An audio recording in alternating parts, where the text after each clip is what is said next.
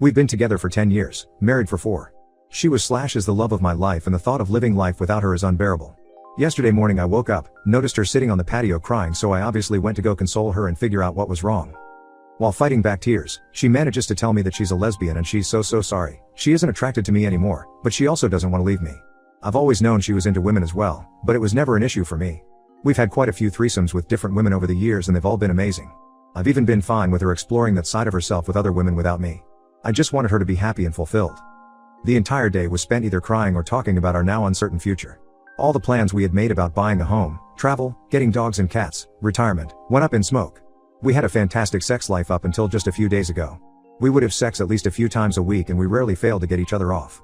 We experimented and grew with each other over the years, exploring new kinks and figuring out new ways to please one another. I told her I didn't blame her, that if she really is a lesbian it's not her fault and she hasn't really done anything wrong. But it doesn't make it hurt any less. She's my best friend. We had / have such a wonderful, supportive relationship and we've been through so fucking much together. I can't stand the thought of losing her and starting over. She said she doesn't want to leave me, that she still wants a future with me, just without the sex. But she also understands how unfair that is to me, so she's fine with me finding a fuck buddy or two if I wanted. All I really want is her though.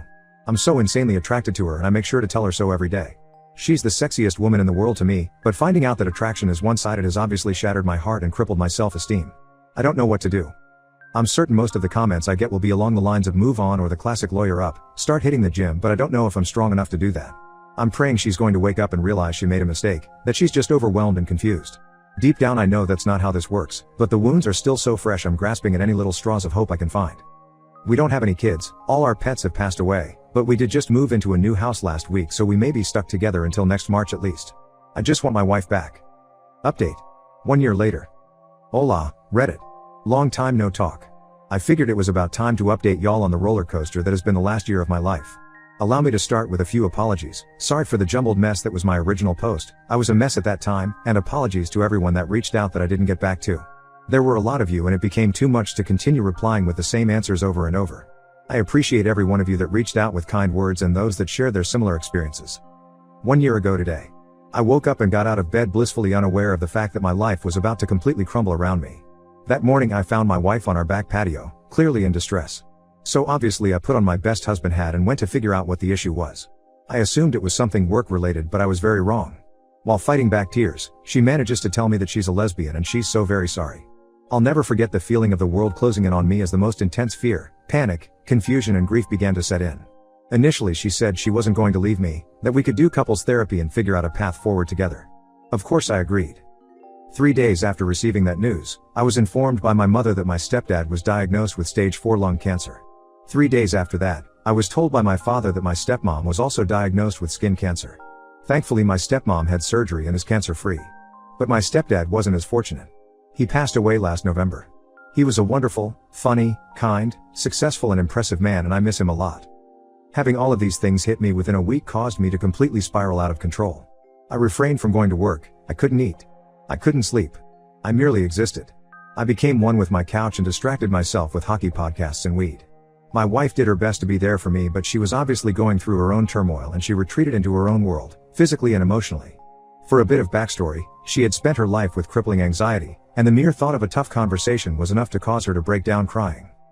But months prior to all this, she had begun taking anti-anxiety meds, so now she was finally able to communicate to me not only that she was gay, but all the other times I had let her down. 10 years worth of moments I had been inconsiderate or insufficient as a partner. I always thought we had communicated well, but apparently that was more one-sided. And I had always thought I did a wonderful job as a husband. I tried to be attentive, thoughtful, caring and compassionate. I was never abusive or cheated. We rarely fought, and when we did we always ended up talking it out like adults. I thought I was doing a great job, but I wasn't doing the things she needed out of a partner. But since she never communicated it to me, how was I to know? Hearing about all these little moments that I had let her down hurt like hell. But it also gave me a light at the end of the tunnel. A mission. Save marriage. I couldn't do anything about her being gay, but I could damn sure make up for every instance of neglect. I put together a plan to prove to her I was worth staying with. I surprised her with a picnic, got us tickets to the circus, made a reservation at a restaurant for the first time in my life and took her for her favorite kind of food. I begun learning French. She's French-Canadian. I took the lead on planning our next big vacation. I started writing her a song. I was going to give her her guitar lessons since she had expressed interest in the past. I spent every minute of every day for the next 2 months figuring out ways to show her just how much she meant to me. She was also able to confess that she wanted children. We had agreed early on that kids weren't on the table, but she had a change of heart. And for her I would have absolutely done it, and I told her so numerous times. In May, she left the country for a girls' trip to the Dominican. It had been planned for at least a year. We agreed to go minimal contact during the week-long trip so she could get her head straight and really figure out what she wanted. We actually hooked up the day before she left, and it was the first time in 2 months I felt like everything was actually going to be okay. But the day she came home, she officially ended our marriage. Now, one of the toughest parts of this situation was we had just moved into a big new house with a few roommates on March 1st. Neither of us could afford to have her just move out right away.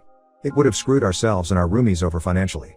We live in Vancouver and it's bloody expensive here. So we figured out a system of sharing the room.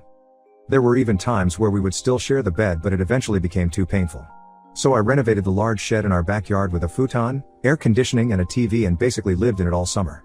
She began dating someone, so as time went on, she was gone more and more until she had basically moved out but continued to pay rent. During these months, so many people close to me went through tragedies too. One of my closest friends lost his mom to cancer. A good friend from high school lost his wife to cancer too. I had known her through work, and got to see them begin their relationship, get married and have a beautiful daughter, only for it to end so unbelievably tragically. And mere weeks before my stepdad's passing, another family member's longtime partner chose to end his life. The amount of grief I felt for myself and those close to me was unbearable. Unfathomable. So much loss in such a short period of time. Every day for months I thought about ending it all, but kept going, mostly because I couldn't do that to my parents. For all the bad that took place, there was actually some good. I quit my toxic but well-paying job in May due to being so overwhelmed and their lack of sympathy towards my situation. And that led me to find an absolute dream job a few months later. Now I work as the quality control guy for a large music retailer's guitar department. I get to play, test and fix guitars every day, and it's a dream come true. A few buddies and I entered a radio contest last summer and actually won it. We improvised a 30 seconds commercial, submitted it, and out of 80+ entries, we won $10,000 in nationwide play. My ex-wife actually saw our commercial play on the big screen before a movie once. I started a stupidity channel with a good friend doing dumb reaction videos. It's not even remotely successful yet, but it's a fun outlet. The Christmas prior to my wife coming out, she had bought me the Blu-ray box set of the entire Dragon Ball Z series. And somehow we managed to watch all of it. Before, during and after the split. I'm quite proud of that for us. And finally, last November I met someone really special. She was also out of a long-term marriage and they had split for pretty much the same reason. We've been officially dating since New Year's Day. She's absolutely wonderful. Beautiful, intelligent, successful and an insanely talented artist. She's inspired me to start painting and I've inspired her to take up guitar. We've been helping each other heal and enjoy life again. My ex and I are on good terms. We still care about one another and only want the best for each other. She was there when we saw my stepdad for the last time. She and my mom are still friendly, which honestly makes me really happy, and she officially moved out on March 1st of this year. It's been a wild ride. From breaking down and bawling my eyes out 10 times a day, to where I am now. With the best job I've ever had and a fun, promising new relationship. I truly didn't think I'd make it through, but I have.